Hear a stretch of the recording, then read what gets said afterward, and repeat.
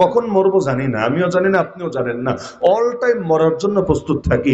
এই মুহূর্তেও যদি মরি, এই মুহূর্তে যাতে আফসোস না থাকে যে তওবা করার টাইম পেলাম না, ক্ষমাটা আল্লাহর কাছে চাই নিতে পারলাম না। ক্ষমা আগেই চায় রাখি না কেন? তওবা করে অল টাইম রেডি থাকি না কেন? গুনাহ হয়ে যেতে পারে বান্দা হিসাবে, গুনাহ হওয়ার পর তওবা করতে দেরি করি কেন?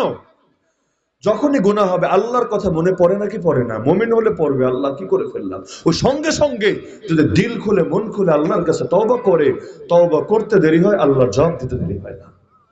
দুনিয়ার লোকে মাফ চাইলে মাফ করবে কি করবে না সন্দেহ, আল্লাহর কাছে মাফ চাইলে আল্লাহ কাউরে ফিরায় না। বান্দা আলহামদুলিল্লাহ রাব্বিল আলামিন বলে দ্বিতীয় আয়াতে যেতে পারে না, এর আগে আল্লাহর জবাব চলে আসে। আর রহমানুর রহিম পরে দ্বিতীয় আয়াতে যেতে পারে না, তৃতীয় আয়াতে যেতে পারে না, আল্লাহর জবাব চলে আসে। তো যেখানে আল্লাহ রাব্বুল আলামিন বান্দার অল টাইম জবাব দিতে থাকেন, সেখানে আল্লাহরে ডাকা থেকে পিছাইয়া আছে কোন দুঃখে? আল্লাহরে না ডাকলে ডাকবোটা কারে? আরে নেতারে ডাইকা, নেত্রীরে ডাইকা, বাপরে ডাইকা, আর মায়ের ডাইকা কি হবে? কেউ তো কিছুর মালিক না, সবকিছুর মালিক একজনই, তিনি কে? আল্লাহ। তাই আল্লাহর সাথে সম্পর্ক মজবুত করি, দ্বীনের দুর্গগুলোর সাথে সম্পর্ক রাখি। ভাই আপনারা কখনো ঝর্ণার পানি টানি দেখলে এটা বোঝার কথা, দেখবেন যে জায়গা দিয়ে পানি বয়ে যায়, ওই খালের মতো ছোট পানি বয়ে যায়, দেখবেন নিচে একগুলো ছোট ছোট গাছের মতো থাকে, এই একদম মিনি সাইজ, একটা দুইটা পাতা, ধরতে দেরি, এটা ছুটে আসতে ভেঙে আসতে দেরি হয় না। কিন্তু দেখবেন সারাদিন পানি চলে আর চলে আর চলে, ওই ছোট্ট ছোট্ট গাছ, একদম মানে 1 ইঞ্চিও সাইজ না, ছোট ছোট গাছ একটু হয়তো হেলে দুলে পানির আঘাতে তো ভেঙে চলে যায় না।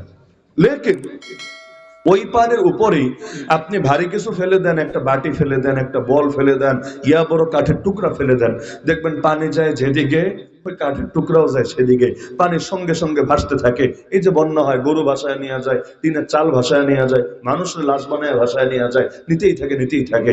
আর নিচের দিকে ওগুলো একটু হেলে একটু দুলে, কিন্তু ওরা ছুটে যায় না সম্পূর্ণভাবে। এখানে বড় একটা ব্যাপার আছে, ব্যাপার হলো নিচের গাছটা যদিও দুর্বল, এমনিতে এক কারণ আছে, উপরের স্রোতের গতি আর নিচের গতি সেই আলাপ রাখেন, কিন্তু একটা ব্যাপার তো এটা মানতেই হবে যে গাছটা যদিও ছোট, কিন্তু মাটি তো বড় মজবুত, মাটির সাথে তার সম্পর্ক, তার শিকড় ঢুকানো আছে মাটির গভীরে, যার কারণে ধাক্কা লাগলে একটু এদিক সেদিক তো হয়, কিন্তু ছুটে যায় না সম্পূর্ণভাবে। আর উপরে যে ভারী জিনিস পড়েছে, যদিও তার নিজস্ব শক্তি আছে, নিজস্ব শক্তি থাকলে কি হবে, মজবুত কোনো কিছুর সাথে শিকড়ের সম্পর্ক নাই, এজন্য স্রোত যায় যেদিকে, সেও যায় সেদিকে। আমরা চেষ্টা করি দ্বীনের শিকড়গুলোকে মজবুত রাখতে, আর আমাদের প্রত্যেকের শিকড়গুলোকে দ্বীনের কোনো দুর্গের ভেতর ঢুকায় দিতে। যেমন যেই বাচ্চারা ছোটবেলায় নুরানি মক্তবে পড়াশোনা করেছে, ওরা যদি পরবর্তীতে যেই লাইনেই যাক, বড় রাজনীতিবিদ, বড় অর্থনীতিবিদ, বড় বিচারক, যাই হোক, কিন্তু এদের মধ্যে আর বাকিদের মধ্যে বড় একটা পার্থক্য খুঁজে পাওয়া যায়।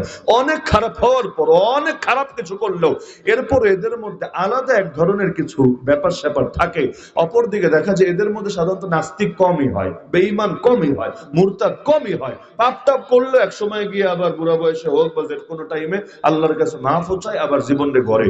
কিন্তু যাদের কোনো শিক্ষা নাই, না কোরআন পড়তে পারে, না কালেমা বিশুদ্ধ করে জানে, না ঈমান শিখে এসেছে, না কোনো ইবাদত বন্দেগীর ধার ধরেছে, দেখা যায় আরে ভার্সিটি লেভেলে যাওয়ার আগে আস্ত নাস্তিকে পরিণত হয়। এমনকি কেউ কেউ তো ইউরোপ আমেরিকার নাস্তিকদের চাইতে কট্টর নাস্তিকে পরিণত হয়ে যায়।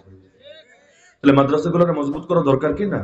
এবং নিজেদের বাচ্চা কাচ্চারে দুনিয়ার যে কোনো শিক্ষা দেওয়ার আগে সবার আগে ইমানটা খালি, হাফেজ হতে হবে সবাই, আলেম হতে হবে সবাই, এটা জরুরি না, কিন্তু ইমানদার হতে হবে সবাই, এটা জরুরি। ওই ইমানের সবকটা অন্তত দেওয়া দরকার নাকি দরকার না? আল্লাহ আমাদের সবাইকে তৌফিক দান করুন, দ্বীনের এই দুর্গগুলোকে কিয়ামত পর্যন্ত কায়েম এবং দায়েম রাখুন। মাদ্রাসা 2017-তে প্রতিষ্ঠিত, বেশি দিন হয় নাই, নতুন মাদ্রাসা, আয়োজনও নতুন। তো দোয়া করি রব্বুল আলামিন এই মাদ্রাসাকে কিয়ামত পর্যন্ত কায়েম দায়েম রাখুন এবং উত্তরোত্তর উন্নতি নসিব করুন, আমিন। ওয়া আখিরু দাওয়ানা আলহামদুলিল্লাহি রাব্বিল আলামিন। আসসালামু আলাইকুম ওয়া রাহমাতুল্লাহি ওয়া বারাকাতুহু।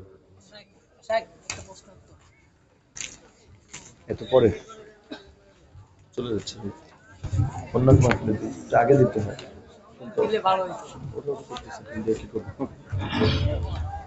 আলহামদুলিল্লাহ, আমরা কেউ এদিক সেদিক না হই, আমাদের এরপরেও